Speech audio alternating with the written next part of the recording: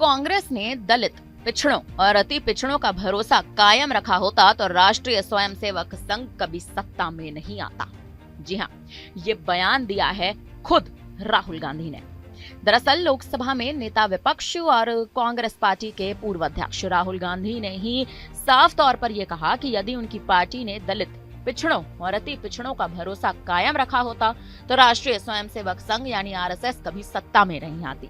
उन्होंने दलित इन्फ्लुएंसर्स को संबोधित करते हुए साफ तौर पर यह कहा कि वे अपनी पार्टी में आंतरिक क्रांति लाएंगे और संगठन में वंचित तबकों के लोगों को उचित प्रतिनिधित्व दिया जाएगा।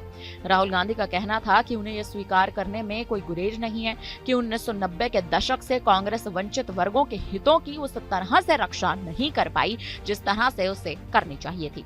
उन्होंने ये भी कहा कि हमने दलितों, पिछड़ों, अति पिछड़ों का विश्वास बरकरार रखा होता तो आरएसएस कभी सत्ता में ही नहीं आती।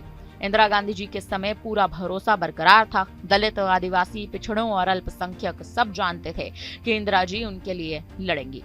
लोकसभा में नेता प्रतिपक्ष ने दलित समुदाय के लोगों से साफ तौर पर कहा, कांग्रेस में पहले आंतरिक क्रांति लानी पड़ेगी जिसमें हम आप लोगों को शामिल करेंगे। उन्होंने दावा किया कि हिंदुस्तान की शिक्षा व्यवस्था कभी भी दलितों और पिछड़ों के हाथ में नहीं रही है। राहुल गांधी ने यह भी कहा कि मौजूदा ढांचे में दलित और पिछड़ा की समस्याएं हल नहीं होने वाली क्योंकि भाजपा और आरएसएस ने पूरे सिस्टम को नियंत्रण में ले लिया है। उन्होंने ये तक कह दिया कि दलित, आदिवासी और पिछड़े वर्गों के लिए दूसरी आजादी आने वाली है जिसमें सिर्फ राजनीतिक प्रतिनिधित्व के लिए नहीं लड़ना है बल्कि संस्थाओं और कॉरपोरेट जगत में हिस्सेदारी लेनी होगी।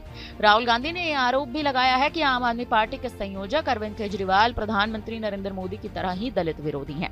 उनका कहना है कि मैं आपको स्पष्ट रूप से बता दूं कि जब केजरीवाल जी राजनीति में आए थे तो मैंने शुरुआत में उन्हें समझने की कोशिश की थी।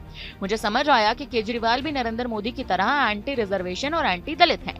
ये मोदी जी से थोड़ा ज्यादा परिष्कृत हैं। कांग्रेस नेता ने आरोप लगाया कि भाजपा वाले पूरी तरह से फ्रॉड हैं, ये देश को नहीं चला सकते। फिलहाल अब राहुल गांधी का ये बयान लगातार सुर्खियों में बना हुआ है। जिस तरह से आरएसएस को लपेटते हुए राहुल गांधी बयान देते नजर आए, उसके बाद अरविंद केजरीवाल पर टिप्पणियां करते नजर आए। देखना अहम है कि आखिर तमाम विपक्षी पार्टियां अब उनके इस बयान पर क्या प्रतिक्रिया देंगी। फिलहाल अब इस खबर पर आप क्या कहेंगे, आप हमें अपनी राय कमेंट करके जरूर दें।